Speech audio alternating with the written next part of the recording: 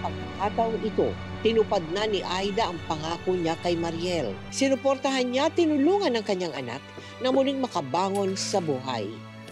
Ma? Mariel? Oh, Ma. Nabasa mo ba yung text ko sa'yo? Ha? Hindi pa, May customer ako kanina. Bakit po ba? Kailangan mo umuwi sa inyo. Inatake sa puso si Danny. Wala na siya. Ha? Pero Ma, alam mo naman na galit na sa akin yung mga kamag-anak ng asawa ko, di ba? Pag pumunta ako doon, baka magkagulo lang.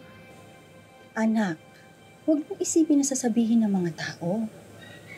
Ang isipin mo ang mga anak mo. Tsaka alam mo, walang kinalaman sa away ng mag-asawa mga bata. Pumunta ka rin para makiramay.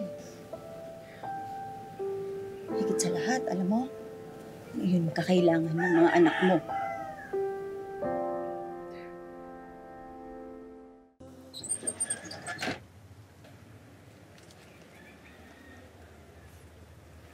Ma, gusto ko lang talagang magpasalamat sa lahat ng ginagawa mo para sa akin, ha?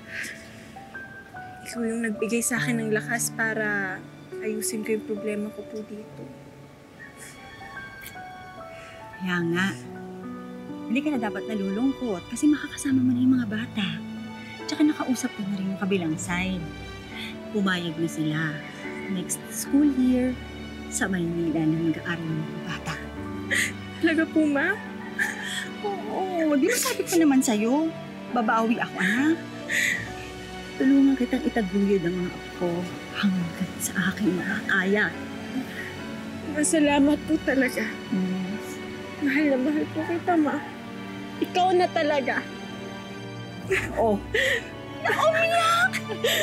Pati ako! Umiyak na naman ako, anak. Hindi, Ma.